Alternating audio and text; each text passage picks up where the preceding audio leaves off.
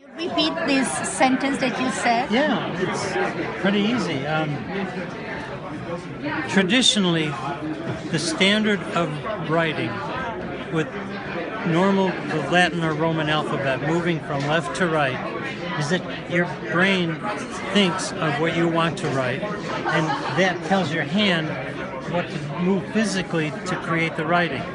So the most optimum speed at which a person can write most efficiently and fastest is a speed at which you're writing, you're moving your hand at the same speed that your brain is telling your hand what to write. If you're moving too fast so that your brain is not keeping up, then your hand is moving before the brain can tell it what to write, and you miss words and you misspell.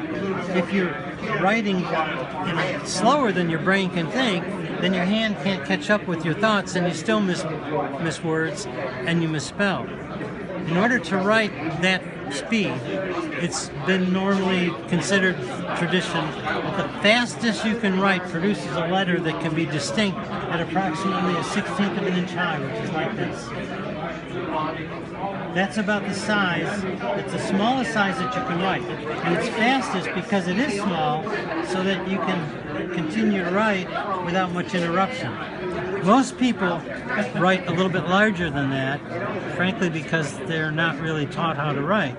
So most people write a little bit larger. This pen is very special because of several reasons. When a person writes, three things are happening at the same time.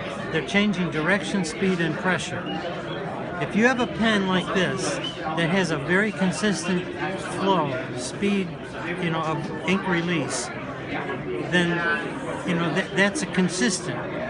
Well, if you're moving fast, you need to have a little faster speed of ink release. But if the pen is designed so that that speed is consistent all the time, it's dependable. And it doesn't matter if you live in Africa or India or America, you're still writing with the same muscles, the same speed, because you're a human being. The other thing about this pen is that because of the way the tip has been apparently polished and constructed, it's not too fine, so you don't run the risk with excessive pressure of damaging the point with splaying it. This is a sturdy pen. And you have a smooth enough point so that regardless of the surface that you're writing on, it's still smooth. Here at the pen show, I'm demonstrating on rhodia paper from France, which is really smooth. But if you used standard pulp paper that's not as smooth, that's a little bit coarse, this should write just as smooth. So we are going to give you one for free for sure. Well, for you, with your name. Everything that I've talked about is nothing new, except people don't think of it that way. They think, look at the color, look at the body, look at the materials it's made of. But this is designed to write with. And everything that I've just mentioned is why this pen works so well. It's consistent. It's not, it's not like overly delicate. It's attractive, so, it's a good size. It's not oversized at all. The human hand, okay, even for folks that have a smaller hand, proportionately, the fingers are still proportionate to the size of your palm, which means that when you hold a pen, there's certain consistencies of length and of width that would be good for everybody. Unless you're a giant person. And this pen does that. The fact that, like all pens, you can post this if you want to or not post it, gives it that flexibility in terms of how it feels, so that a person with a larger hand would feel as comfortable with this as, a woman of small stature, from another country, Asia, women a little smaller. It should feel as comfortable for them.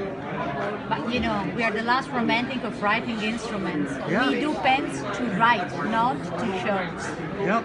What you're doing with this pen is you're allowing people to express their thoughts through visible language so that they can communicate their emotions in the easiest way that's consistent, that's dependable, they can count on with a tool that won't fail them.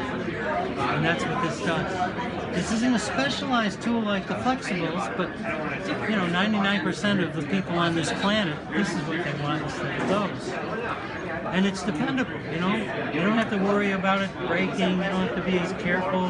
You know, because it's not $1,000 pen that's got designs and things in it.